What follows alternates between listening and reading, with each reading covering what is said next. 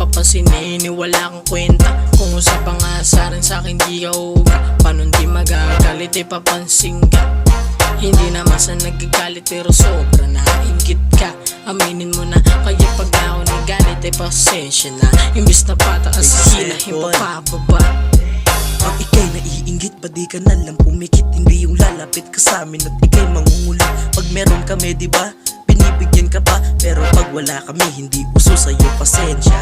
Tangina naman kasi, hindi pera sa umaga, chismosa sa gabi. Pag ikay pinahiram, halos wala nang sulian. Pag hindi pinahiram, sa labas pagkakwentuhan. Wala ka utang na loob, wala ka ring hiya. Napag-iwanan ka na, hindi ka ba nahihiya? Nasa taas na kami, ikaw nandyan ka pa rin. Bawasan yung kainggitan, wala ka dyang mararating. Matuto kang kumilos para ikay pala rin. Hindi yung puro kainggit at sakin nakatingin.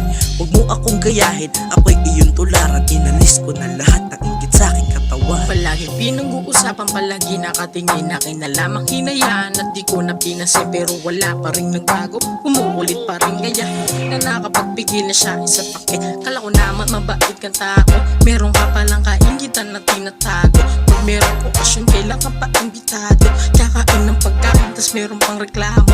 Mga taong walang respeto, sila yung aangat kaso di na mag-aano. Lahat talaga manggagalaiti sa'yo, kasi puro kainggita pinaikiran mo, wala kang bodo. Tanong ko lang, repa, ba't ka ba naiinggit? Ayusin mo yung buhay mo na nakakainip. Hindi yung kada, meron akong bagong gamit. Umaakyat ka pa ng bakod para makasilip. Kung ano ang meron ako, dapat meron ka rin. Hindi ka ba nahihiya? Puta sarap mong sapakin. 2024 na, magbago ka na huy. Makontento ka kung ano ang meron ka't enjoy. Nakikisunod ka sa uso, ano ka hype beast. Kung inggit ka pa rin pare, ikaw ay ekis. Normal lang naman talaga sa tao mainggit, pero wag naman yung sobra nakakabwisit. Bago ang aking cellphone, damit at alahas, ikaw utol araw-araw ang ulam mo sardinas. Wag kasing feeling mayaman kahit na you broke as fuck. Nakakabwisit kasi gusto mo ba ng sapak?